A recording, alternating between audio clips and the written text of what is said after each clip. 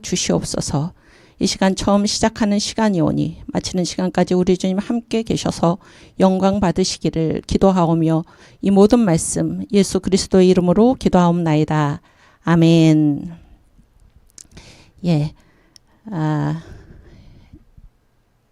제가 이제 저희 학교에서 그 강의를 할 때 이제 시작은 사도신경으로, 그리고 사도신경과 이사야 53장 1절에서 8절 말씀으로, 그리고 마칠 때는 주기도문을 하고 마칩니다. 그래서 우리 이 시간에도 함께 사도신경으로 신앙 고백을 하고 또 이사야 53장 1절에서 8절 말씀을 우리 화면을 보시면서 함께 봉독하면 좋겠습니다. 일단 사도신경으로 신앙 고백하시겠습니다.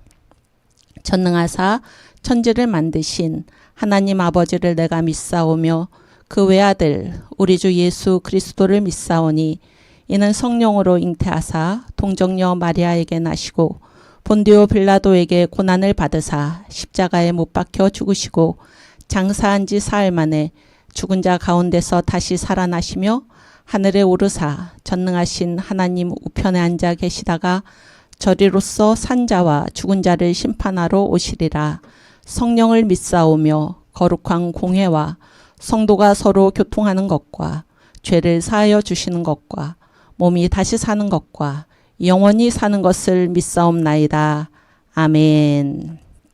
예, 이제 이사야 53장 1절에서 8절 말씀 함께 봉독합니다.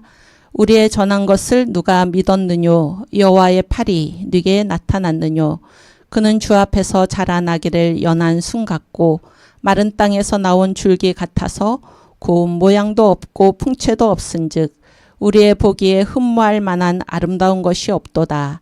그는 멸시를 받아서 사람에게 실어 버린 바 되었으며 강고를 많이 겪었으며 질고를 아는 자라. 마치 사람들에게 얼굴을 가리우고 보지 않음을 받는 자 같아서 멸시를 당하였고 우리도 그를 귀히 여기지 아니하였도다. 그는 실로 우리의 질고를 지고 우리의 슬픔을 당하였거늘 우리는 생각하기를 그는 징벌을 받아서 하나님에게 맞으며 고난을 당한다 하였노라. 그가 찔림은 우리의 허물을 인함이요 그가 상함은 우리의 죄악을 인함이라. 그가 징계를 받음으로 우리가 평화를 누리고 그가 채찍에 맞음으로 우리가 나음을 입었도다. 우리는 다 양 같아서 그릇 행하여 각기 제 길로 갔거늘 여호와께서는 우리 무리의 죄악을 그에게 담당시키셨도다. 그가 곤욕을 당하여 괴로울 때에도 그의 입을 열지 아니하였으며 마치 도수장으로 끌려가는 어린 양과 털 깎는 자 앞에 잠잠한 양같이 그 입을 열지 아니하였도다. 그가 곤욕과 신문을 당하고 끌려갔으니 그 세대 중에 누가 생각하기를 그가 산자의 땅에서 끊어짐은 마땅히 형벌받을 내 백성의 허물을 인함이라 하였으리요. 아멘. 네, 반갑습니다. 이 귀한 자리에서 한국교회사를 우리 이 TV를 시청하고 계신 여러분들과 또 주의 성도들과 함께 나눌 수 있게 된 것을 하나님께 감사드립니다.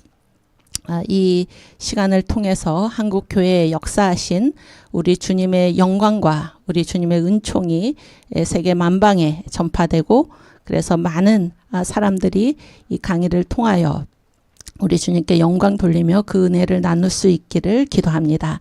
또한 이 청교도 신학 특강에 오신 참여하신 우리 여러분들, 여러 주의 자녀들, 주의 성도들을 통해서 우리가 이 시간을 통해서 잘 훈련받아서 우리 주님께서 원하시는 예수 한국, 복음 통일, 선교 한국의 사명을 잘 감당하는 십자가 군병들이 되시기를 주님의 이름으로 축원합니다.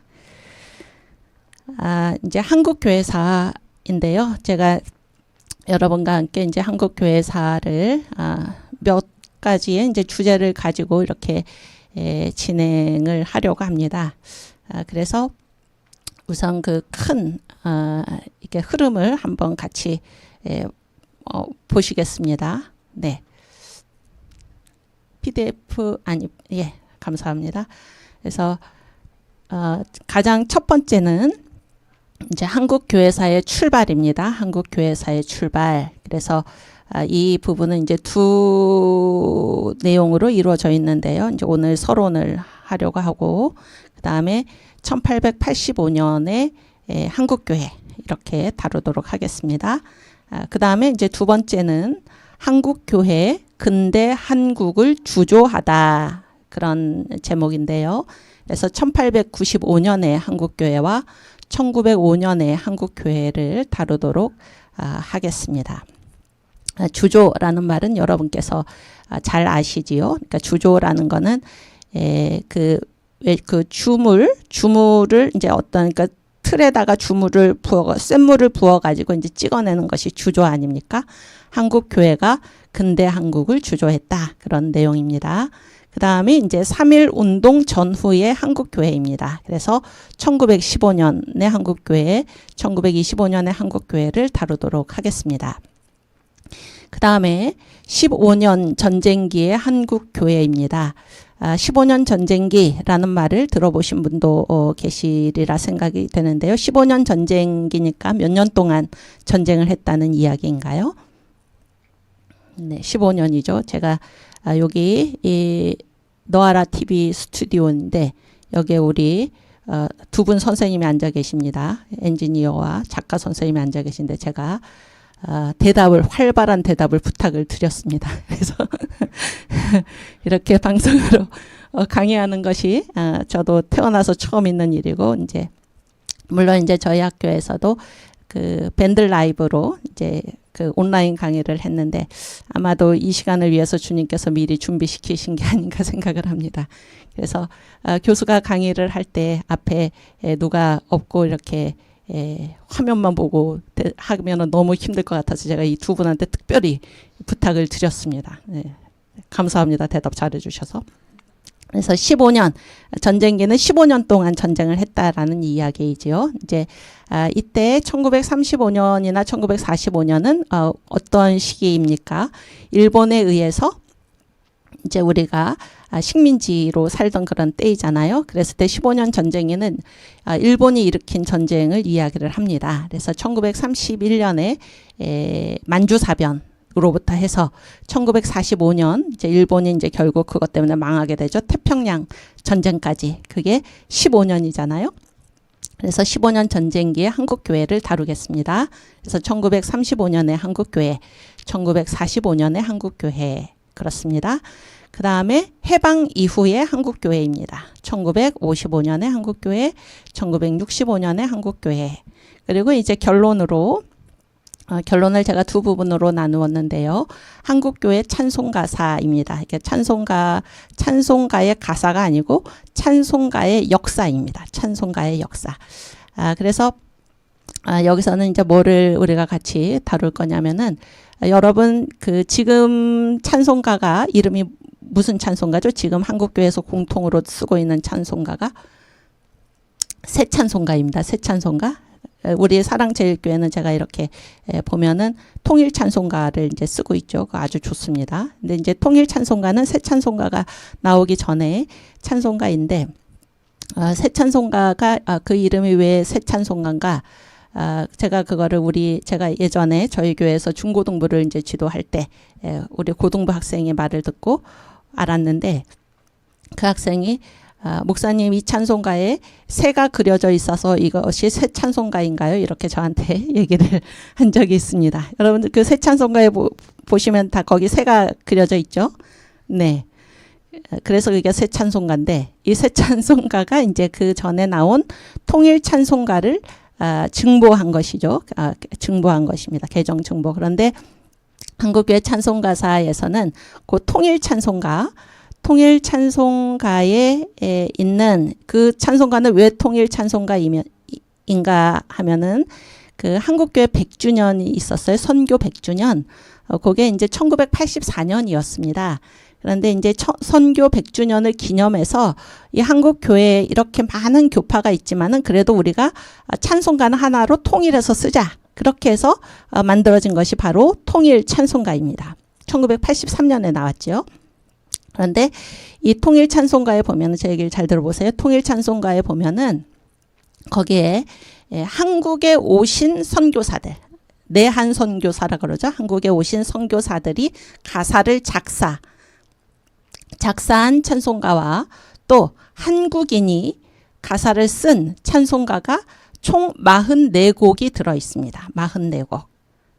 아시겠죠? 44곡. 그래서 이 44곡은 그러면은 그 다 작사를 한 것이잖아요. 작사를 한 것이면은 거기에 작사했을 때에 뭐가 있습니까? 네. 제가 아침부터 이렇게 질문을 많이 하니까 이 두 분이 연도가 있죠. 연도. 그렇지 않습니까? 작사 연도. 그렇죠? 그래서 이 연도가 이제 시대잖아요. 그래서 그 작사 연도별로 이렇게 찬송가사를 보면은 그 가사를 보면은 그때의 한국 교회가 어떤 신앙을 고백을 했는지를 알 수 있다 그런 얘기예요. 그래서 이 찬송가 역사를 쭉 보면서 한국 교회의 민족 신앙사, 우리의 신앙 고백을 그 가사들을 통해서 알 수 있기 때문에 그렇게 해서 이제 찬송가를 통해서 한국 교회 찬송가의 역사, 그래서 우리 한국 교회의 민족 신앙사를 살펴보는 시간입니다. 결론 부분에 한번 전체적으로 이렇게 보고 그 다음에 이제 두 번째는 무엇인가? 한국과 한국 교회의 세계적 사명을 결론으로 해서 이제 이 한국 교회사 이 교과 과정을 제가 구성을 했습니다. 이제 첫 시간인데요. 처음은 이제 한국교회사의 출발입니다. 한국교회사의 출발. 그래서 오늘 이 서론을 하도록 하겠습니다. 서론은 이제 되는 시간까지 하도록 하고요. 예, 이제 저와 함께 이 화면을 화면이 아니라 저를 보시면서 한번 같이 이제 생각을 해보시겠습니다. 그래서 여러분 그 한국교회사라는 단어가 있잖아요. 한국교회사.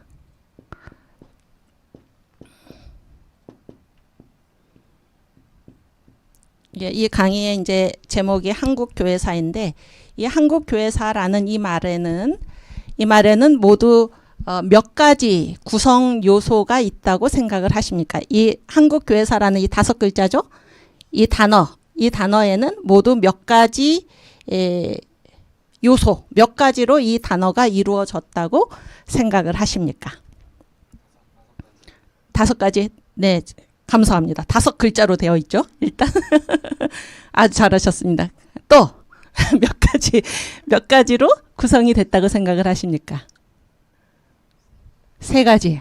그렇습니다. 저도 동의합니다. 3가지 무엇입니까? 어디서 끊을까요? 한국, 그렇죠? 한국, 또 그렇지. 교회, 역사. 사는 역사죠. 그렇습니다. 아주 잘하셨어요. 감사합니다. 우리 두 분이 지금 수고 많으십니다. 네. 그랬을 때 이제 한국이 나타나는 바가 무엇입니까? 한국이 나타내는 바가 뭘까요? 네, 일단 역사는 이거죠. 네, 역사. 이게 역사고 한국은 뭐를 나타낼까요? 지역이죠. 지역.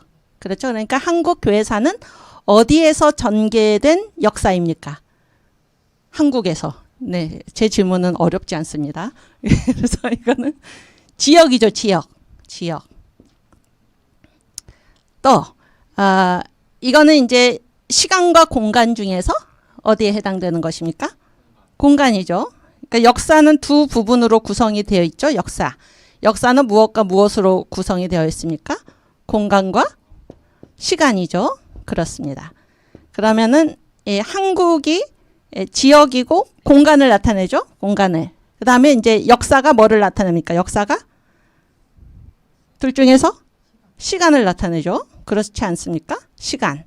그러면은 한국교회사라는 거는 무엇이, 여기서 이제 주어가 무엇입니까? 누구의 역사입니까? 누가 한국에서 걸어간 시간을 한국교회사라고 그러나요?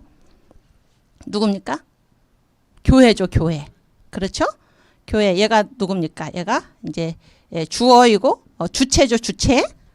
그렇지 않습니까? 그래서 교회라는 거는 어떤 사람들의 모임입니까? 누구를 주로 고백하는 사람들의 모임인가요?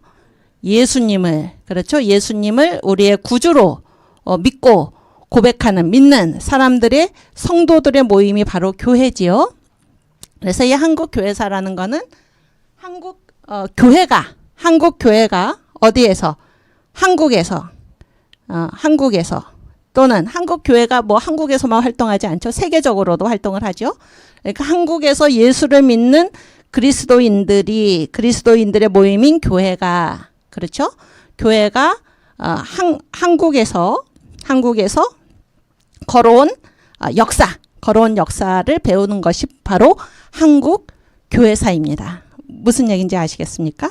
그러면은 여기에 만약에 다른 단어가 이제 들어간다고 생각해 볼 수 있죠. 한국 건축사. 그럼 그건 무엇이겠습니까? 한국에서 전개된 건축의 역사죠. 그런 식으로 여기에서 무엇의 역사를 다루는가? 한국 교회의 역사를 다루는 것입니다. 그런데 이 교회라는 것은 이제 교회 공동체죠. 교회 공동체고 또한 그 교회에 속해 있는 개인 크리스찬, 그렇죠? 개인 크리스찬의 역사까지를 다 포함한 말이 이 한 교회입니다. 한국 교회. 그래서 그런 것을 공부하는 그러한 과목이 바로 한국 교회사다. 이렇게 생각을 하시면 되겠습니다. 여기까지 다 저와 함께 오셨습니까? 이 총명한 두 분이 잘 따라오고 계십니다. 우리 이 방송을 시청하시는 우리 성도들께서도 다 같이 오셨으리라고 믿습니다. 그러면 보세요. 그러면은 이 역사라는 거는 그러니까 한국의 교회가 처음부터 있었을까요? 아니면은 중간에 생겼을까요? 그렇죠.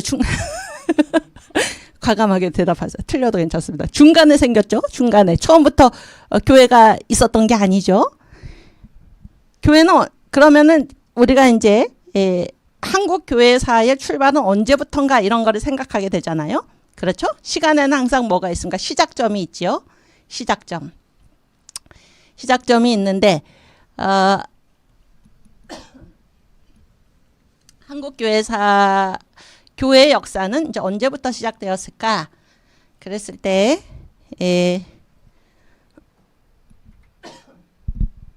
언제부터 개신교회죠. 개신교회 역사는 1884년에 이때 이제 들어오신 선교사가 있습니다. 그 선교사의 이름이 무엇입니까? 두 글자입니다. 제가 힌트를 드리면 두 글자. 이응과 리을입니다. 초성이. 광해원 세브란스 병원을 세운 그렇습니다. 잘하셨습니다. 알렌입니다. 알렌은 이분이 이제 목사 선교사, 복음 선교사입니까? 의료 선교사입니까? 의료 선교사죠. 의사시죠. 아주 잘하셨어요. 그래서 이 알렌 선교사가 이제 1884년 9월에 입국을 했습니다. 그래서 이분의 입국으로부터 한국 개신교회 역사의 출발점을 이분의 입국으로부터 잡습니다. 아시겠죠? 그런데 이제 이분이 직분이 뭐라고 그랬죠? 선교사라고 그랬죠? 선교사. 그럼 제 얘기를 잘 들어보세요. 그러니까 교회의 시작에는 항상 무엇이 있습니까? 선교사 앞에 두 글자가 뭔가요? 선교죠. 그러니까 그렇죠. 교회라는 거는 선교의 반대가 그러니까 선교라는 거는 바깥에서 온 것이죠. 아시겠어요? 바깥에서 온 것입니다. 교회는 스스로 생겨나는 것이 아닙니다. 아주 잘하셨습니다. 스스로 생겨나는 게 아니에요. 스스로 생겨나는 거를 뭐라고 그러나요? 한자로 스스로 자자에다가 그렇죠. 아주 잘하셨습니다. 자생입니다. 자생. 여러분 잘 들으세요. 교회라는 거는 선교지. 교회라는 거는 선교지 뭐가 아니다? 자생이 아니다. 그런 얘기예요. 자생. 스스로 생겨났다 그런 얘기죠. 자생이 아니다. 선교다. 그런 얘기죠. 그랬을 때 제가 이제 이 말씀을 드리면서 그러면 최초의 교회도 마찬가지입니다. 최초의 교회도 이게 자생 개념인가요? 선교 개념인가요? 한번 생각해 보세요. 교회의 탄생, 우리 사도행전에서 보잖아요. 교회의 탄생은 어떤 사건으로부터입니까?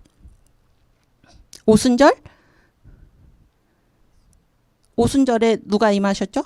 성령 강림. 그렇죠? 그래서 저는 그 정광훈 목사님께서 그 말씀하시는 그 설교 말씀을 저도 굉장히 은혜를 받으면서 또 많은 것을 다시 이제 정리를 하면서 잘 듣고 또 이제 항상 그 말씀에 따라서 살아가야겠다 그렇게 생각을 합니다. 그런데 이제 전 목사님께서 이 한국 교회에 다시 한번 새롭게 각인시켜 주신 것이 무엇이냐면 바로 이 오순절 성령 강림입니다. 그래서 그분께서 이제 여러 번 그런 말씀을 이제 뭐 설교 때마다 많이 하시고 이제 제가 그런 거 이제 설교 말씀을 이렇게 들어보면은 거기에 이제 제자들이 이제 하나님이죠. 예수님은 하나님이시잖아요. 이 세상에 오신 하나님. 그런데 하나님과 얼마 동안 예수님께서 공생애가 몇 년이셨습니까? 3년 반이죠. 3년 반 동안 같이 계시고 또 부활하신 후에 며칠 동안 제자들이 예수님과 같이 있었습니까? 40일. 그렇죠? 그래서 3년 반과 3.5년, 3년 반과 40일 동안 제자들이 예수님과 함께 있었어도 바로 복음을 전하러 가라고 하셨나요? 아니면 누구를 기다리라고 하셨나요? 예수님께서? 성령을 기다리라고 하셨잖아요. 그래서 이제 성령의 권능을 받고 너희가 뭐 예루살렘과 온 유대와 사마리아와 땅끝까지 이르러 내 증인이 되리라 이렇게 말씀을 하셨죠. 그래서 이것이 이제 예수께서 승천하시기 전에 9절을 보면 이제 승천하신 얘기잖아요. 그래서 8절이 승천하시기 전에 우리에게 하신 마지막 말씀입니다. 그래서 마지막 말씀 한번 읽어볼까요? 시작. 오직 성령이 너희에게 임하시면 너희가 권능을 받고 예루살렘과 온 유대와 사마리아와 땅끝까지 이르러 내 증인이 되리라 하시니라. 아멘. 그래서 이 오순절 성령 강림으로 인해서 이제 제자들이 이제 성령을 받고 성령의 권능을 받고 이제 어떻게 했습니까? 나가서 복음의 증인이 되었지요. 이것이 바로 교회라는 것은 아까도 말씀드렸죠. 누구의 모임입니까? 예수 그리스도를 주로 고백하는 사람들의 모임입니다. 그래서 성령의 권능을 받고 성령의 임재 하신 후에 그 후에 비로소 복음의 증인으로 나서게 된 것입니다. 그래서 이 교회의 탄생은 선교입니까? 자생입니까? 교회가 이 역사 안에 인간으로부터 교회가 생겨났나요? 아니면은 하늘에서 성령의 강림하심으로 그것이 교회의 출발점입니까? 네, 성령의 강림, 선교죠. 교회는 선교이지 자생이 아닙니다. 제가 이것을 이렇게 강조하는 이유는 이제 우리는 이렇게 선교를 받은 국가잖아요. 그러면 이제 어떤 생각을 하냐면 우리에게 이제 복음을 전해준 나라들은 원래부터 예수 믿었다 그렇게 생각하기 쉽죠? 그렇지 않습니다. 그래서 모든 교회는 이렇게 보면 이 성령 강림 사건으로부터 교회가 시작되었다라고 했을 때 모든 교회는 다 어떤 교회입니까? 선교된 교회이지 자생, 인간이 스스로 만들어낸 그런 교회라는 것은 없습니다. 다 아시겠죠? 그래서 선교와 자생 이 개념을 구분하시기를 바랍니다. 그래서 모든 교회는 선교된 교회이다. 각자 계신 곳에서 큰 소리로 한번 따라 해보시겠습니까? 모든 교회는 선교된 교회이다. 네, 모든 교회는 선교된 교회이다. 네, 감사합니다. 그래서 영국에 이제 그 학자가 있어요. 앤더슨 나이그렌이라는 이 학자가 있습니다. 이 사람이 이제 쓴 책의 제목이 뭔가? 이 사람이 쓴 책의 제목이 그 아가페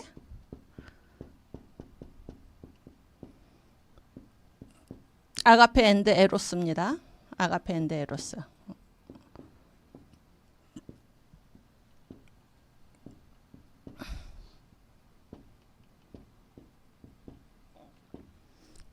예, 이 책의 제목이 아주 그 인상적이죠. 아가페 앤드 에로스인데, 이 책이 이제 어떤 내용을 다루는 거냐면은 이제 자기가 2000년 기독교의 역사를 쭉 봤더니 각 시대마다 이제 강조하는 구원의 방향이 달랐다라는 것입니다. 어떤 시대에는 아가페적인 구원의 방향을 강조했고 어떤 시대에는 에로스적인 구원의 방향을 강조했다 그런 얘기예요. 그랬을 때 이 아가페 앤드 에로스라는 이 책 제목의 이제 모티브를 이분이 어디에서 이제 착안을 했냐면은 그 야곱 있죠, 야곱이 어디로 도망을 갑니까? 에서가 이제 죽인다고 그러니까 어디로 도망을 가나요?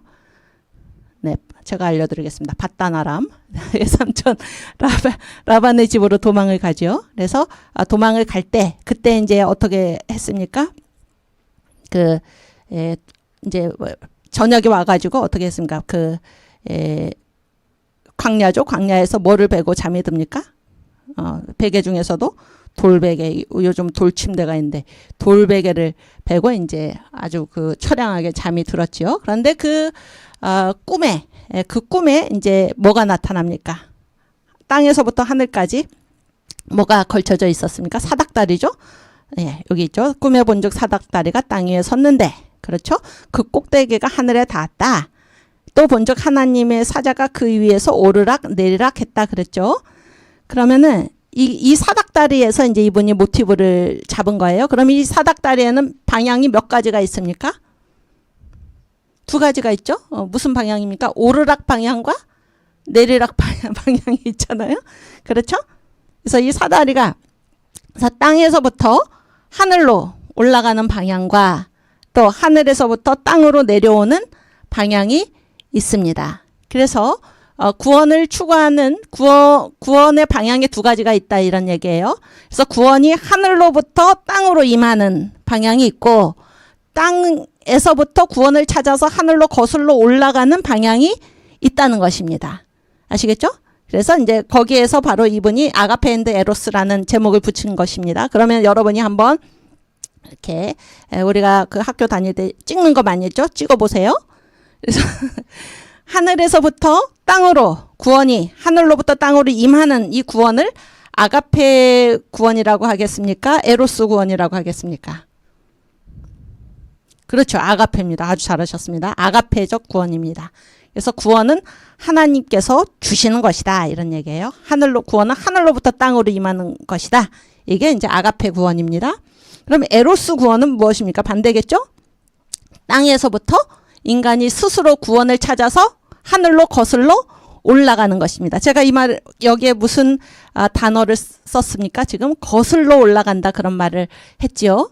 이것은 그건 불가능한 얘기입니다. 인간이 아무리 사닥다리를 타고 하늘로 구원을 찾아서 올라간다 해도 닿을 수가 없습니다. 이러한 구원의 방향을 이 나이그렌이 에로스적인 구원의 방향이다 이렇게 얘기를 했습니다.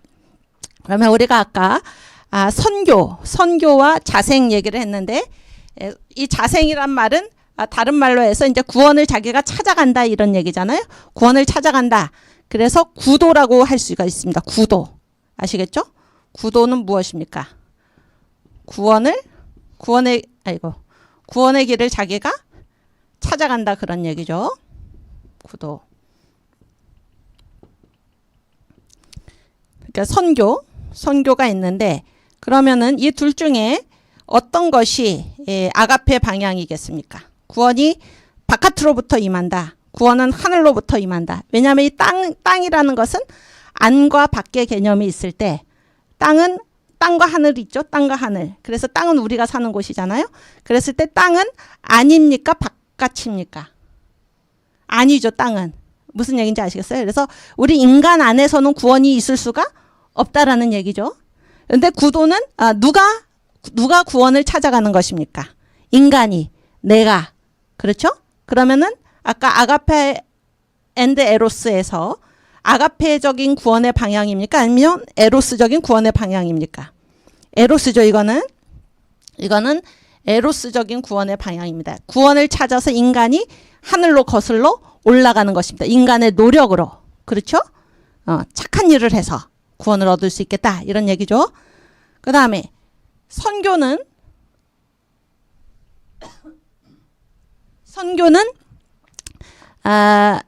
아가페적인 구원의 방향입니까? 아니면 에로스적인 구원의 방향인가요? 아가페죠. 이거는 무엇입니까? 아가페가 아까 어떻게 된다고 그랬죠? 구원이 하늘로부터 땅으로 임하는 것입니다. 하늘로부터 땅으로 임하는 것. 그래서 이거를 뭐라고 그럽니까? 우리가 복음에서 이게 바로 복음이죠. 구원은 주님이 주시는 거지. 복음, 예수님의 별명이 복음이죠. 그렇죠? 우리의 구원은 어디에 있습니까? 예수님께 있죠. 복음. 그래서 이거를 또 뭐라고 그럽니까? 이게 바로 복음이고 그 구원의 복된 소식이 무엇입니까? 이것이 하나님의 무엇인가요?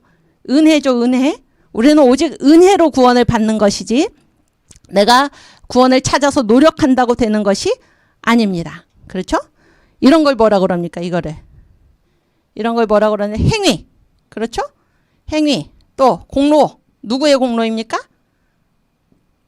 자기의 공로죠. 자기의 공로로 구원을 얻겠다. 이런 것을 에로스적인 구원의 방향인데 다시 한번 얘기를 하면은 구도라는 것은 구원을 찾아서 자기가 떠나는 것입니다. 구원의 길을. 그러나 선교는 구원이 하늘로부터 임하는 것입니다. 제가 그러면은 모든 교회는 다 무슨 교회라고 아까 얘기했나요? 선교된 교회라고 얘기했나요? 자생적인 교회라고 얘기했나요? 선교된 교회지요. 선교된 교회. 그래서 여기에서도 우리가 그것을 알 수가 있습니다. 그러니까 이 교회의 역사라는 거는 자생적으로 이 안에서 구원의 길을 찾아서 가서 만난 것이 교회가 아니고 교회라는 거는 선교되게 돼 있다 그런 거예요. 복음이 하늘로부터 구원이 임하셨듯이 천지를 창조하신 예수께서 하나님께서 예수로 사람의 몸을 입으시고 이 땅에 오셔서 우리에게 우리 죄를 대속하셔서 우리의 구원을 이루셨듯이 모든 구원은 하나님으로부터 출발이 되는 것이지 인간에게서 출발이 되는 것이 아닙니다. 교회 역시 마찬가지입니다. 교회의 시작은 선교이지 구도가 아닙니다. 네. 그렇습니다. 그래서 한국도 마찬가지입니다. 한국교회의 역사의 시작은 선교입니다. 선교. 그랬을 때 지금 이제 제가 교회사가 이제 쭉 시작이 되었는데 거기에는 이제 성령 강림, 오순절 성령 강림이 있었다 그런 얘기죠.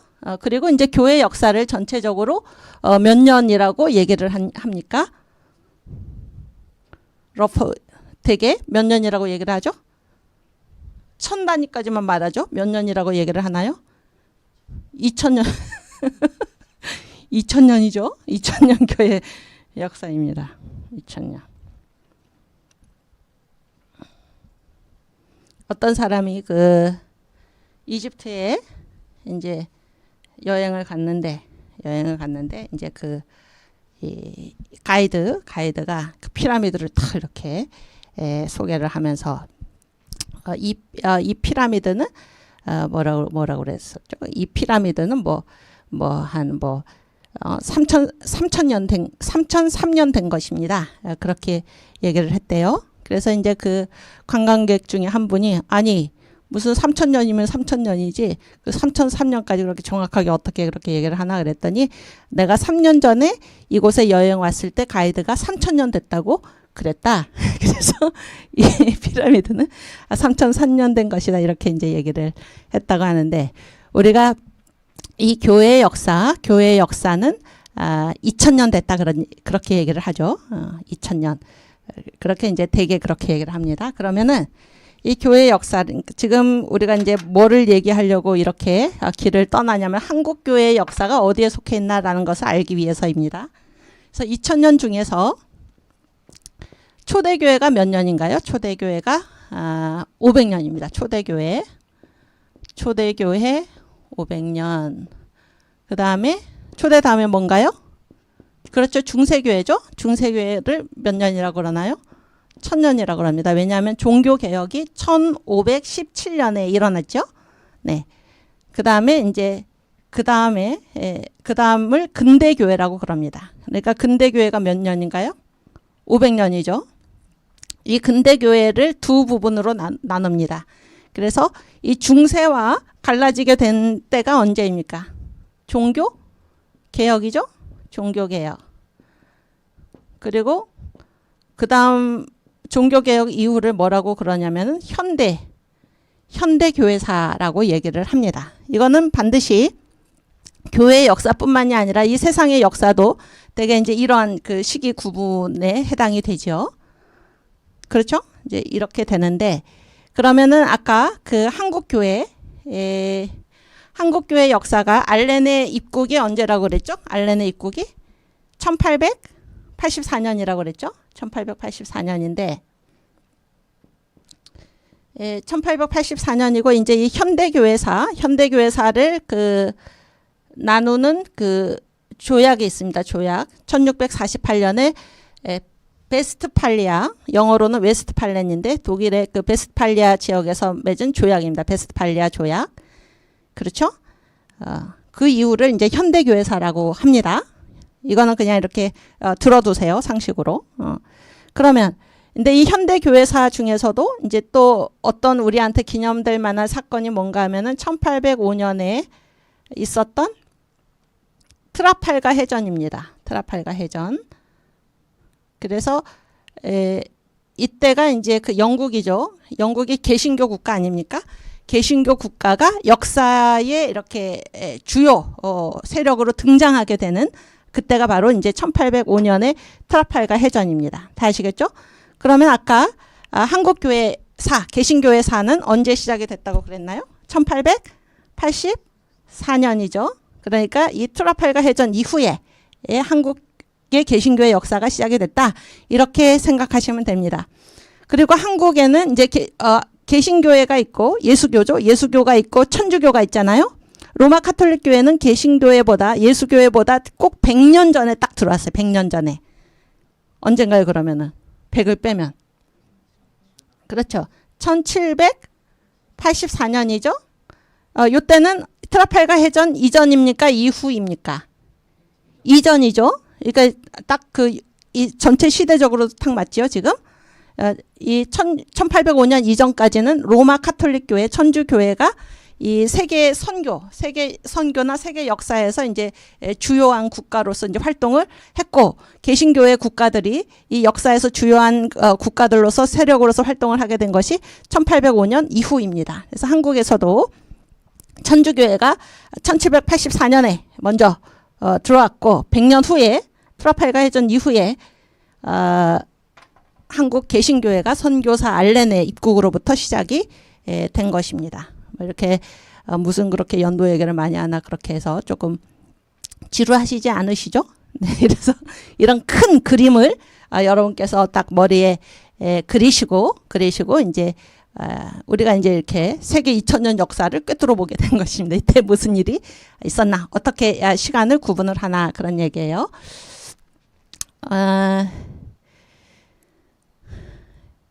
그랬을 때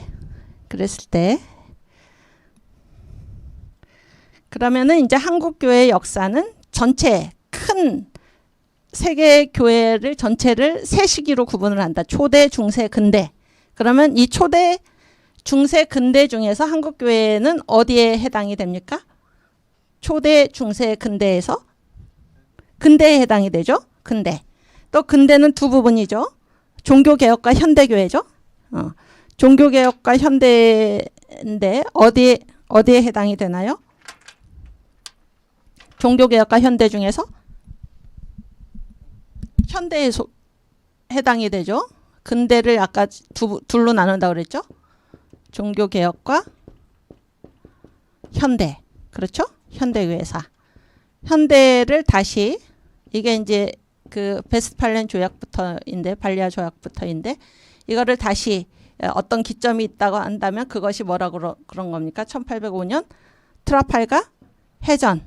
그래서 개신교 국가가 역사의 주요 세력으로 등장하게 된, 그때로 이제 다시 나누는데, 한국 교회사, 개신교의 역사는 1884년이니까 최근세의 일이다, 그런 얘기예요. 다 아시겠죠? 그래서 이 정도까지 하고 또 이제 앞으로 이렇게 강의를 진행하다가 또 이제 이 얘기를 조금 하겠는데요. 제가 이제 오늘 이 첫 강의를 준비하면서 정광훈 목사님께서 그 전에 이제 이 전에 저희가 그 6월 달부터 뭐가 있었습니까? 종교개혁 신학 특강이 진행이 됐었잖아요. 그때 전 목사님께서 이제 주경신학, 그래서 성경을 가르치셨죠. 그래서 그때 가장 처음에 나누어 주신 그것이 뭔가 하면은 신학이란 무엇인가 뭐 이런 거를 나누어 주셨었습니다. 거기 보니까 신학의 정의가 무엇인가 하면 하나님과 그의 피조의 세계를 성경적으로 이해하는 학문이다. 그렇게 돼 있죠, 저 위에. 네, 아주 감사합니다. 하나님과 그의 피조의 세계를 성경적 관점으로 이해하는 학문이다. 그리고 그 다음에 보면은 지식의 구조 있죠, 지식의 구조. 그 다음에 예, 그렇죠. 그래서 지식의 구조가 어떻게 되어 있습니까? 가장 밑에가 무엇입니까? 자연과학이죠. 네, 그 2층이 무엇입니까? 인문과학. 그 다음이 철학. 그 다음이 신학. 그 다음이 성경. 그 다음이 예수님이죠. 감사합니다. 그렇게 해서 이제 신학이란 무엇인가 하면 하나님과 그의 피조 세계를 무엇의 관점으로 이해하는 건가요? 성경적. 앞에 다시 보여주시면 신학이란 무엇인가? 앞에 하나님과 그의 세계를 그렇지 성경적 관점으로 이해한다. 그런 얘기죠. 성경적 관점. 그래서 이 성경 그러면은 그 중에 이제 신학의 여러 분야가 있는데 교회사도 그 중에 한 분야입니다. 무슨 얘기인지 아시겠죠? 그래서 이제 성경이 이 신학에서는 가장 중요하고 그 기준점이 된다 그런 얘기죠. 그리고 아까 그 지식의 구조에서 성경 위에 계신 분이 예수님이죠. 왜 그렇게 되나? 성경은 곧 누구를 얘기하나? 바로 예수님을 말씀하기 때문입니다. 그래서 그 성경을 우리가 한번 찾아보겠습니다. 성경의 주제는 예수 그리스도시다 라는 것을 요한복음 5장 39절에 말씀하고 있습니다. 우리 이 말씀을 함께 큰 소리로 각자 계신 곳에서 큰 소리로 봉독하시겠습니다. 시작. 너희가 성경에서 영생을 얻는 줄 생각하고 성경을 상고하거니와 이 성경이 곧 내게 대하여 증거하는 것이로다. 아멘. 성경은 누구에 대하여 증거하는 것입니까? 예수님. 여기서 나가 예수님이죠. 성경은 예수님을 증거하는 것입니다. 그래서 성경의 주제는 누구십니까? 예수 그리스도십니다. 또 성경의 기록 목적. 우리가 지금 왜 성경 얘기를 하냐면은 신학 위에 뭐가 있습니까? 성경이 있고 신학이라는 것은 하나님과 하나님이 지으신 이 피조 세계를 무엇의 관점으로 이해합니까? 성경의 관점으로 이해하는 것입니다. 그래서 이 성경이 기준이 되는 것입니다. 그런데 성경은 누구에 대한 증거인가? 요한복음 5장 39절에 예수 그리스도 내게 대하여 증거하는 것이다. 이렇게 말씀하시죠. 또 성경의 기록 목적을 보시겠습니다. 요한복음 20장 31절. 20장 31절 함께 큰 소리로 봉독합니다. 오직 이것을 기록함은 너희로 예수께서 하나님의 아들 그리스도이심을 믿게 하려 함이요. 또 너희로 믿고 그 이름을 힘입어 생명을 얻게 하려 함이니라. 아멘. 성경을 왜 기록하셨습니까? 우리가 하나님의 예수가 누구시라는 것입니까? 하나님의 아들 그리스도이시다. 그렇죠? 그래서 그 사실을 우리가 믿고 누구의 이름을 힘입어? 예수의 이름을 힘입어서 무엇을 얻습니까? 생명을 얻게 하기 위해서 이 성경을 기록하신 것입니다. 아멘. 그 다음에 성경의 내용을 또 찾아보겠습니다. 누가복음 24장 27절입니다. 누가복음 24장 27절. 그 엠마오 도상으로 가는 두 제자를 붙들고 이제 예수님께서 하신 것이죠. 함께 읽겠습니다. 이에 모세와 및 모든 선지자의 글로 시작하여 모든 성경에 쓴 바 자기에 관한 것을 자세히 설명하시니라. 아멘. 여기에 모든 성경에 쓰여 있는 것이 누구입니까? 누구에게 관한 것입니까? 예수님께 관한 것입니다. 그래서 성경의 주제도 예수 그리스도시요. 성경의 기록 목적도 예수 그리스도시요. 예수를 믿고 영생을 얻게 하려 함이요. 그렇죠? 예수가 누구신 걸 믿습니까? 하나님의 아들이심을 믿는 것입니다. 또 성경의 내용도 무엇입니까? 자기에 관한 것. 모든 성경에 쓴 바, 모든 성경에 누구에 관한 것이 기록되어 있습니까? 예수 그리스도에 관한 것이 기록되어 있습니다. 그래서 우리가 공부하는 신학, 이 신학에 이제 그 밑에 뭐죠? 교의 신학, 그 다음에 주경 신학, 그 다음에 또 뭐 역사 신학, 그 다음에 실천 신학, 현대 신학 이런 것들이 있는데 이 모든 신학도 어떤 관점에서 반드시 이해가 되어야 하는 것입니까? 성경의 관점에서 이해가 되어야 한다라는 이 전제를 우리가 늘 명심하고 이 강의에 한국교회사든 조직신학이든 실천신학이든 이 신학 특강에 여러분께서 임하시기를 주님의 이름으로 축원합니다. 네. 그러면은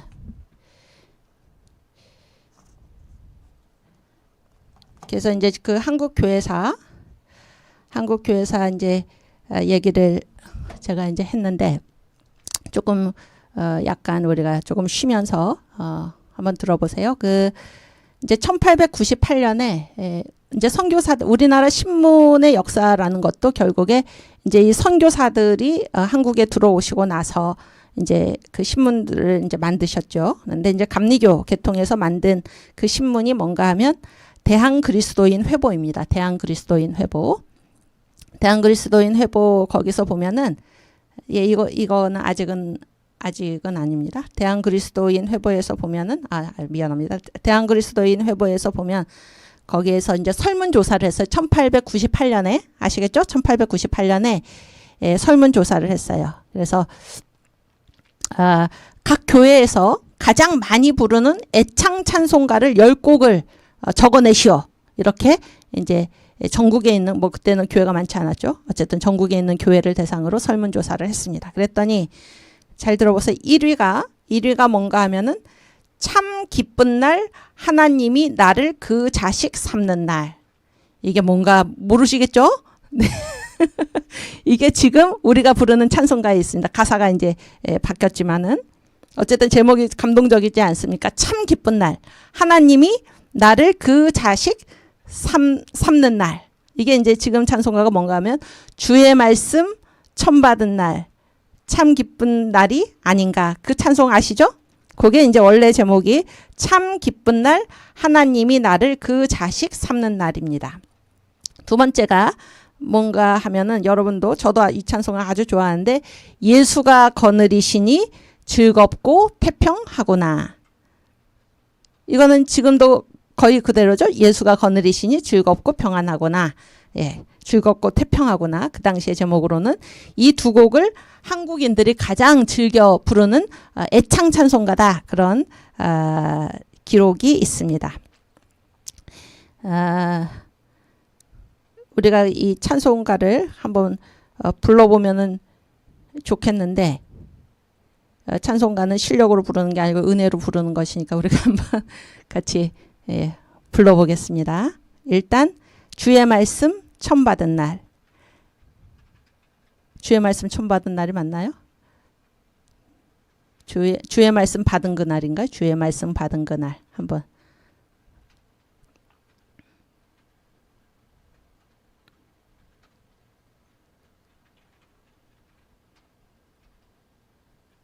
아닌가요? 주의 말씀 받은 그날 참 기쁜 날이 아닌가? 어떻게 되죠? 그렇습니다. 예, 반주는 있을 수가 없죠. 네. 은혜로 부르는 것입니다. 저는 그 고음 불가, 호흡 곤란 이런 증상이 있습니다. 그럼에도 불구하고 우리 하나님께 감사하면서 한국에서 예수를 처음 믿은 예수 믿는 사람들이 이 찬송을 가장 많이 불렀고 참 기쁜 날 하나님이 나를 그 자식 삼는 날. 얼마나 기쁨과 감격이 거기 넘쳐 있습니까? 이 찬송과 그 다음에 예수가 거느리신 이를 함께 부르겠습니다. 우리 두 분 선생님께서도 같이 불러주세요. 주의 말씀 받은 그날 참 기쁘고 복되도다. 이 기쁜 마음 못 이겨서 온 세상에 전하노라. 기쁜 날 기쁜 날 주 나의 죄 다 씻은 날. 아멘. 늘 깨어서 기도하고 늘 기쁘게 살아가리. 기쁜 날 기쁜 날 주 나의 죄 다 씻은 날.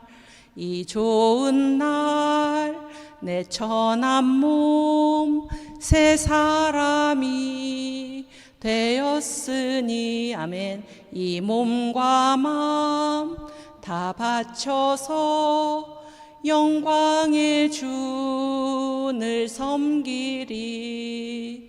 기쁜 날 기쁜 날 주 나의 죄 다 씻은 날. 늘 깨어서 기도하고 늘 기쁘게 살아가리. 기쁜 날 기쁜 날 주 나의 죄 다 씻은 날. 이 작정한 그날부터 평안한 마음 늘 있어서 이 복된 말 전함으로 내 할 본분 삼았도다. 기쁜 날 기쁜 날 주 나의 죄 다 씻은 날. 늘 깨어서 기도하고 늘 기쁘게 살아가리. 기쁜 날 기쁜 날 주 나의 죄 다 씻은 날. 아멘. 할렐루야. 감사합니다. 또 예수가 거느리시니. 아멘. 우리 예수님께서 우리 삶을 거느리고 계십니다. 우리 100년 전 한국의 그리스도인들과 함께 이 찬양을 주님께 올려드리겠습니다. 예수가 거느리시니 즐겁고 평안하구나. 주야에 자고 깨는 곳 예수가 거느리시네. 주 날 항상 돌보시고 날 친히 거느리시네. 주 날 항상 돌보시고 날 친히 거느리시네.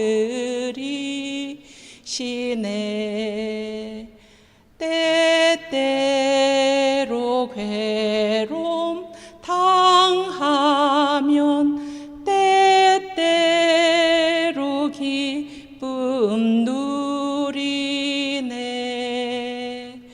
풍파 중에 거느리고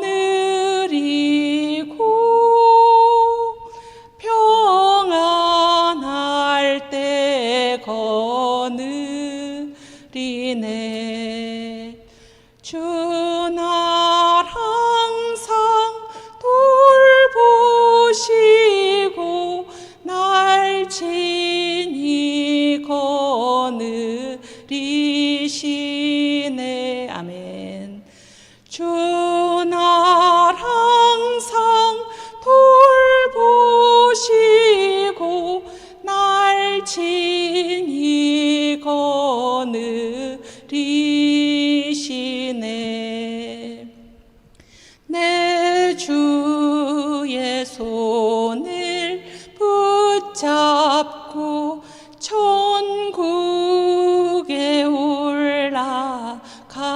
하겠네. 괴로우나 즐거우나 예수가 거느리시네. 주 날 항상 돌보시고 날 친히 거느리시네. 주 날 항상 돌보시고 날 친히 거느리시네. 이 세상 이별할 때에 지옥의 권세 이기네. 천국에 있을 때에도 예수가 거느리시네. 주 날 항상 돌보시고 날 친히 거느리시네. 아멘. 주 날 항상 돌보시고 날 친히 거느리시네. 아멘. 우리 주님께서 언제나 우리를 돌보시고 친히 거느리심을 감사합니다. 하나님께 찬양과 영광의 박수를 우리 계신 곳에서 크게 올려드리겠습니다. 하나님 감사합니다. 네, 하나님 감사합니다. 네, 조금 쉬셨죠? 좋으시죠? 그래서 이 한국 교회인들의 애창 찬송가, 지금도 많은 분들이 이 찬송가를 좋아하시는 줄 믿습니다. 제가 왜 믿는가? 제가 아주 좋아하기 때문입니다. 네, 저와 함께 우리 한국 교회의 모든 분들이 이 찬송가를 아주 좋아한다고 생각을 합니다. 그리고 또 옛날 얘기를 했으니까 그때 이 선교사가 계셨어요. 어떤 선교사가 일본에 주재하고 선교사가 아니죠. 일본에 주재하고 있던 어떤 미국인이 그때 한국에 왔습니다. 한국에 1901년에 아직 이때는 일본이 우리나라를 뭐 식민지로 삼기 그 전이죠. 이제 우리나라에 아까 1884년에 복음이 전해졌다. 그랬을 때 아직 20년도 안 지난 그때입니다. 일본에 주재하고 있던 어떤 미국인이 1901년에 평양에 판동교회라는 곳이 있었어요. 판동교회의 주일 아침 예배에 참석을 했습니다. 참여를 했어요. 그랬더니 그가 이제 참여한 그 예배에 성도가 몇 명이 모였나? 잘 들으세요. 1700명. 대단하지 않습니까? 1700명이 기역자교회. 왜 기역자교회입니까? 그때는 아직까지 남녀 7세 부동석이죠. 그런 게 있어서 이제 기역자로 해서 여자 성도석에서 남자 성도석을 볼 수 없게.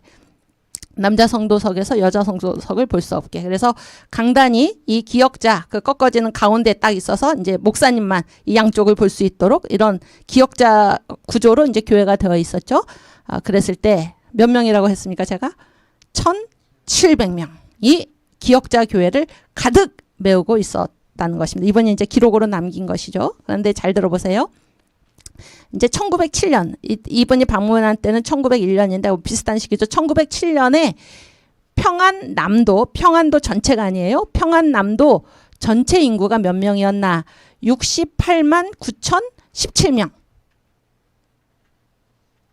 다 기억하셨죠? 68만 9,070명, 70만 명이죠, 거의. 그때 평안도가 아니라 평안남도만. 그랬을 때 1000명 중에 평안남도 인구 1000명 중에 2명의 평안남도 사람이 이 교회에 와 있었던 것으로 생각하면 되십니다. 아시겠죠? 대단하죠? 대단합니다. 그래서 지금부터 제가 이 미국인의 예배 참 얘기를 들려드리겠습니다. 화면에 띄워주세요. 여러분들 화면 보시면서 한번 보시기 바랍니다. 그들은 예배당을 실제 하나님께서 와 계시는 곳으로 체험하고 있는 듯 했습니다. 예배는 송령으로 시작하였는데 그 온 회중이 그야말로 심혼을 다 쏟아서 불렀습니다. 다음 예배를 인도하는 선교사가 성경 본문을 대었습니다. 다들 각자의 성경책을 들추어서 그곳을 찾고는 주의와 흥미로 경청하고 있었습니다. 그들은 진실로 성경을 성경으로 쓰기 위해서 다들 가지고 온 것이었습니다. 다음은 찬송 순서인데 한 장대한 선교사가 인도하고 다른 한 선교사는 풍금에 앉아 반주를 하였습니다. 한국 기독교인들은 서구의 표준으로 보건대 음악적으로 능력이 있어 보이지 않습니다. 기독교의 역사 자체가 한국에서 길지 않고 따라서 서양 찬송가에 숙달할 시간적 여유가 없는 것이 그 이유일 것입니다. 하지만 그렇다고 해서 이들이 주저하고 있지 않았습니다. 멜로디를 모르는 사람도 그 마음 깊은 곳에서 그리고 아주 똑똑하게 찬송을 높이 높이 부르고 있었습니다. 남자든 여자든 그들은 다 찬송가를 가지고 있었으며 소리 높여 힘을 다해 감동으로 부르고 있었습니다. 찬송을 인도하는 선교사가 물론 선도하였습니다. 그러나 시작하자마자 한국인들은 자기들 식으로 노래를 부르기를 옛 이스라엘이 하는 식으로 하였습니다. 그 인도하는 선교사는 장대하였지만 이들의 찬송에는 결국 압도당하고 말았습니다. 이 장면은 잊을 수 없는 기억이 되었습니다. 누구든 거기 있는 사람은 천정을 쳐다보지 않을 수가 없었을 것입니다. 어떻게 그 천정이 떠서 날아가지 않는지 확인하기 위해서였을 것입니다. 가슴과 영혼에서부터 um솟아 하늘나라에 이른 이들의 찬송은 실로 장엄하고도 감동적인 것이었습니다. 이날 이들이 소리 높이 합창한 찬송은 예수의 이름 권세여였습니다. 이들의 이 찬송은 이들이 얼마나 그 이름을 사랑하고 숭앙하는가 하는 것을 역력히 보여주었습니다. 이들 찬송은 분명히 우리 주님에게 상달하였을 것입니다. 아멘. 아주 감동적인 얘기죠. 그 장면이 다 떠오르시죠, 여러분? 여기 예수의 일흠 권세여 라고 했는데 이 일흠이 뭘까요? 네? 씩씩하게 용감하게 대답해 보세요. 일흠이 뭘까요? 네, 한 번은 이름 그러셨습니다. 또 한 번. 제가 여기 따옴표도 쳐놨네요. 거기. 그렇습니다. 이름입니다. 이름. 예수의 이름이 뭐를 가지고 있습니까? 권세를 가지고 있습니다. 예수의 이름이 권세를 가지고 있습니다. 이 찬송을 한국인들이 그렇게 높이 높이 하나님께 닿도록 불러서 천정이 안 떠나가나 이렇게 쳐다볼 정도였다는 것입니다. 이 찬송가가 지금도 있습니다. 뭘까요? 뭘까요? 지금 바뀌었죠? 주 예수 이름 높이옵니다. 주 예수 이름 높이요. 옛날 제목이 아주 좋죠? 예수의 이름 권세여. 우리가 이 찬송도 한번 불러봐야겠죠? 네, 한번 불러보겠습니다. 제가 이렇게 찬송을 많이 할 줄 몰랐습니다. 저도 한번 우리 하나님께 마음을 다해서 우리의 마음을 다해서 한번 100년 전에 우리 한국의 그리스도인들과 함께 한 마음으로 주님께 찬양하겠습니다. 주 예수 이름 높이여 다 찬양하여라. 금멸류관을 들여서 만유의 주 찬양. 금멸류관을 들여서 만유의 주 찬양. 주 예수 당한 고난 못 잊을 죄인 귀한 법에 바쳐서 만유의 주 찬양, 내 귀한 법에 바쳐서 만유의 주 찬양. 이 지구 위에 거하는 온 지파 족속들, 그 크신 위엄 높여서 만유의 주 찬양, 그 크신 위엄 높여서 만유의 주 찬양. 주 믿는 성도 다 함께 주 앞에 엎드려 무궁한 노래 불러서 만유의 주 찬양, 무궁한 노래 불러서 만유의 주 찬양. 아멘. 할렐루야. 하나님 감사합니다. 네, 주님의 복음이 지금으로부터 지금이 2020년이니까 136년 전에 이 땅에 전해진 것입니다. 그래서 이 복음을 받아들인 사람들이 누구를 알게 되었습니까? 주 예수의 이름, 그 권세를 알게 된 것입니다. 여기에 보면 만유의 주찬양, 만유의 주찬양, 이런 말이 반복되고 있습니다. 저는 이 만유가 무엇인가 라는 것을 정강은 목사님의 만유회복을 들으면서 분명히 알게 되었습니다. 거기에 이제 목사님께서 사랑제일교회 성도들을 향해서 탁 물으면서 성도들이 아주 100점 만점으로 다 같이 대답을 잘 하셨는데, 그 대답이 무엇입니까? 만유는 하나님 빼고 나머지 전부입니다. 하나님 빼고 나머지 전부.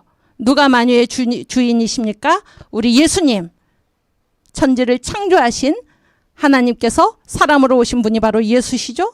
그 예수께서 지금 성령으로 우리 마음속에 거하고 계십니다. 이분이 바로 만유의 주이십니다. 만유의 주 찬양.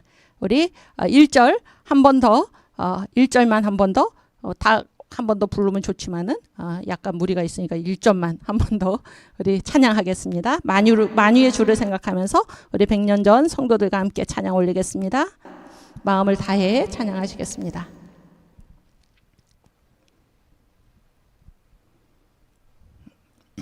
제가 시작하면 되죠. 네. 주 예수, 너무 높게 잡았어요. 주 예수 이름 높이어 다 찬양하여라. 금면류관을 들여서 만유의 주 찬양, 금면류관을 들여서 만유의 주 찬양. 2절 다 하겠습니다.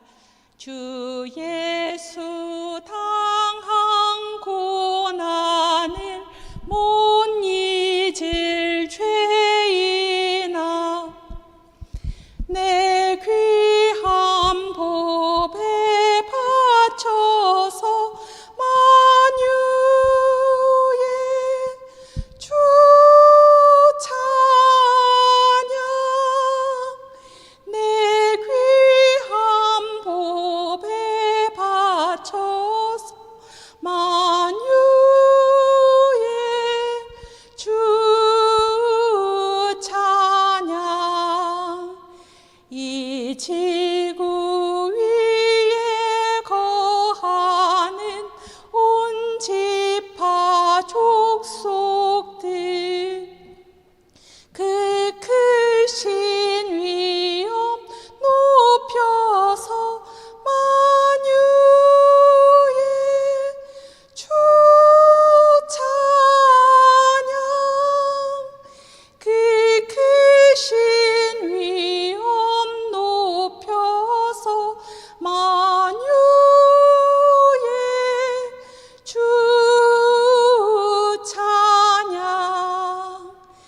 주 믿는 성도 다 함께 주 앞에 엎드려 무궁한 노래 불러서 만유의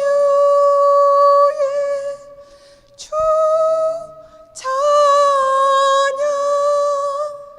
무궁한 노래 불러서 만유의 주 찬양. 아멘. 할렐루야. 감사합니다. 하나님. 감사합니다. 네. 또 제가 이제 여러분께 소개시켜 드릴 사진과 이제 글이 하나가 있는데요. 일단 여기 보시죠. 여기 이것이 이 교회의 이름이 혹시 뭔지 전혀 모르시겠죠? 이런 질문이 무리죠, 여러분한테. 네. 그래서 이 교회는 우리 한국인들이 처음으로 자기들 손으로 지은 교회당입니다. 이 교회가 바로 솔레교회입니다. 솔레교회. 앞으로 이제 우리가 공부하는 과정에서 나오겠지만 그 서상륜이라는 분이 계셨어요. 이 서상륜이라는 분은 1882년에 이쪽에 그 만주 이쪽에서 스코틀랜드 성서공회 선교사가 있었습니다. 존 로스 라는 분을 도와서 성경을 한국어로 처음 번역한 분입니다. 누가복음을 그리고 그 다음 해에 이제 요한복음을 번역을 했는데 이분이 이제 한국어로 번역된 이 성경을 들고 이제 한국에 와서 전국을 다니면서 이 쪽복음이죠, 쪽복음. 쪽으로 냈다 그런 얘기죠. 그 누가복음, 요한복음을 이렇게 뿌리고 다녔습니다. 뿌리고 다닌 다음에 1884년에 자기의 온 일가 친척을 거느리고 가족을 거느리고 이 황해도 장현이라는 곳에 솔레라는 곳에 가서 교회를 세웠습니다. 교회를 세운 것이 바로 솔레교회인데 이 교회를 이제 한국인들의 손으로 직접 세운 것입니다. 근데 아까 그 정면에 다시 보여주세요. 정면 사진. 그래서 여기 보시면 뭐가 여러분들 눈에 띕니까? 사진이 흐려서 죄송합니다만, 네, 뭐가 눈에 띄나요? 많은 것이 눈에 띄죠. 뭐가 특징적인가요? 감사합니다. 전봇대 같이 생긴 게 있지요? 전봇대 같이 생긴 게 있습니다. 이게 뭘까요? 이게 바로 깃대입니다. 깃대. 다음 사진 보여주세요. 그래서 이 깃대가 얼마나 높은지 사진이 지금 잘려가지고 안 나오죠? 안 나오는데 그 깃대 위에 어떤 기가 걸려 있습니까? 십자기입니다. 십자기. 여기 십자기도 걸고 또 한국인들은 교회를 세우고 나서 교회에 꼭 주일마다 태극기를 개양을 했습니다. 할렐루야. 이렇게 나라를 사랑하는 그 마음이 처음부터 한국 개신교회인들의 가슴에 있었습니다. 여러분, 지금 이 자유대한민국 주님께서 세우신 이 나라를 누가 앞장서서 지켜나가야 하겠습니까? 한국 교회입니다. 바로 이 자리에서 청교도 신학 특강 한국교회사를 듣고 계신 여러분들입니다. 이 나라를 사랑하는 그 마음으로 우리가 주님을 믿고 또 주님께서 이 한국에 맡겨주신 그 사명을 주님 오시는 그날까지 감당하는 저와 여러분들이 되기를 주님의 이름으로 축원합니다. 그래서 선교사들이 이렇게 쭉 한국에 오셔가지고 배를 타러 이렇게 들어오시죠. 배를 타고 들어올 때 또 이렇게 이제 북쪽 지역으로 이렇게 또 선교 여행도 많이 하셨어요. 그때 선교사들이 정말로 놀라고 감탄한 것은 곳곳에 이 태극기를 단 그런 집들이 많다라는 것입니다. 그 집들이 바로 어디입니까? 바로 교회입니다. 교회. 그래서 교회는 처음부터 이렇게 나라 사랑의 그 정신이 이 한국교회 안에 있었다라는 사실을 여러분께서 늘 기억하시기를 바랍니다. 이제 이 종강의 묘미는 종강이 아니죠. 이제 개강했는데 제가 큰일 날 소리를. 네, 종강이 아니고 개강의 묘미는 빨리 끝나는 데 있습니다. 그래서 제가 지금 47분인데 이 시간이 11시까지죠. 제가 한 5분이라도 빨리 끝내겠습니다. 그래서 제가 이제 여러분께 소개시켜 드릴 그 기도문이 있습니다. 기도문 언더우드 선교사의 기도문입니다. 여러분 잘 보세요. 이 예수 믿는 사람들 또 특별히 성령 받은 사람들에게는 뭐가 있습니까? 미래적 현실이 보이죠. 미래적 현실. 그래서 투시의 은사가 있습니다. 투시의 은사. 그런데 언더우드도 그렇고 이 선교사들도 그렇고 한국에 오신 선교사들이 어떤 얘기를 한지 아십니까?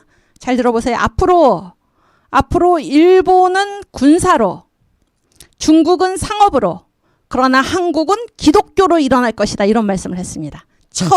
처음부터. 다시 한번. 앞으로 일본은 군사로, 중국은 상업으로, 그러나 한국은 기독교로 일어날 것이다. 여러분 136년이 지난 오늘 어떻게 됐습니까? 그 이야기가 실제로 현실이 되었습니다. 미래적 현실로 이루어져 있습니다. 이제 이 일본과 중국에 주님의 복음을 전할 그 나라가 어디입니까? 바로 우리 자유대한민국입니다. 중국을 넘어서 그 정강 목사님이 그런 그 비전, 주님께서 그런 꿈을 보여주셨다고 그러죠. 그래서 이렇게 꿈을 꾸셨는데 이 우리나라만 빛으로 되어 있다 그랬죠. 그래서 이 빛이 북한을 뚫고 북한을 복음화시키고 이 빛이 어디로? 중국으로, 다시 인도로, 그래서 다시 어디로? 예루살렘으로. 이 선교 한국의 사명이 우리에게 있음을 우리가 분명히 기억해야 할 것입니다. 언더우드 선교사는 이미 136년 전에 그것을 본 것입니다. 지금 여러분과 함께 읽을 이 기도문은 어디에 나오는 내용인가 하면은 1908년에, 그러니까 언더우드 선교사는 1885년에 알렌보다 한 해 뒤에 우리나라에 이제 오셨지요. 그래서 선교를 하시다가 1908년에 미국으로 안식년을 갔습니다. 그런데 이분이 안식년이면 가서 쉬셔야 되는데 그렇지 않고 열심히 다니시면서 한국으로 빨리 우리가 사람들을 보내서 이 한국을 복음화시켜야 된다, 이런 활동을 하고 계셨습니다. 그때 이분이 23년 동안 23년인가요? 몇 년인가요? 맞죠? 23년 동안 선교 활동을 한 그것을 선교 보고서를 썼습니다. 선교 보고서의 제목이 뭔가 하면 The Call of Korea입니다. The Call of Korea. 한국이 부른다. 그런 거예요. 한국이 부른다. 근데 이제 어떤 분이 이거를 아주 센스 있게 우리말로 뭐라고 번역을 했냐면 와서 우리를 도우라. 와서 우리를 도우라. 어디서 많이 들어본 말씀입니까? 마케도니아인이 바울의 꿈에 그 환상 중에 보였죠? 마게도냐, 유럽에서 와서 우리를 도우라, 이렇게 얘기를 했죠. 그렇게 번역을 했는데 거기에 나오는 기도문입니다. 여러분도 화면을 보시면서 저와 한 목소리로 같이 읽겠습니다. 시작. 나는 새로운 나라, 즉 정치적, 지적, 영적으로 무질서와 무지와 미신의 속박으로부터 해방된 나라, 기독교 한국이 내 눈앞에 똑똑히 보이는 것만 같다. 그리고 머지않아 모든 마을마다 기독교 정신을 가진 기독교인 교사들이 기독교적 가르침을 줄 수 있는 학교가 세워지고 주요 도시에는 기독교 대학과 기독교 중고등학교가 세워지며, 또한 나는 예수 믿는 가정, 예수 믿는 마을, 예수 믿는 지도자, 예수 믿는 정부가 세워져서 이들이 모든 영역을 주도하고 영향을 미치는 사회가 건설되는 나라를 꿈꾸고 있으며, 나는 이 나라가 강하고 온유한 팔을 내밀어 한편으로는 중국을 안고 다른 한편으로는 일본을 보듬어서 일본에 대해서는 지나친 편견과 보수적인 태도를 지양하고 중국에 대해서는 변함없는 신뢰를 유지함으로써 세 나라 사이에 세세 무궁하신 어린 양의 영광을 찬양하며 만왕의 왕이요 만주의 주 되신 예수 그리스도를 대망하는 아름답고 멋진 기독교 국가로서의 연합이 이루어지는 날이 오기를 소망한다. 아멘. 이것이 1908년에 아직 중국이 공산화되기 전이죠. 중국이 공산화되기 전이고 우리나라도 아직 그 일본의 식민지가 되기 전이고 1908년에 이 언더우드 선교사가 그의 선교 보고서에서, 이 선교 보고서를 왜 썼습니까? 미국인들에게 한국으로 선교사를 보내라. 또 선교 후원금, 선교원금을 보내라. 한국을 복음화해야 된다. 이런 것을 얘기를 하면서 이 한국에 대한 비전을 이렇게 기도문으로 표현한 것입니다. 개강의 묘미는 빨리 끝나는 데 있으므로 우리 주기도문으로 마치고 내일 다시 반갑게 뵙겠습니다. 기도하시겠습니다. 하늘에 계신 우리 아버지여, 이름이 거룩히 여김을 받으시오며 나라의 임하옵시며 뜻이 하늘에서 이룬 것 같이 땅에서도 이루어지이다. 오늘날 우리에게 일용할 양식을 주옵시고 우리가 우리에게 죄 지은 자를 사하여 준 것 같이 우리 죄를 사하여 주옵시고 우리를 시험에 들게 하지 마옵시고 다만 악에서 구하옵소서. 대개 나라와 권세와 영광이 아버지께 영원히 있사옵나이다. 아멘. 예, 이 시간 우리 잠깐 2, 3분간 여러분 고개를 숙이시고 지금 재판 중에 재판이 진행되고 있을 텐데 우리 정광 목사님을 위해서 함께 기도하시겠습니다.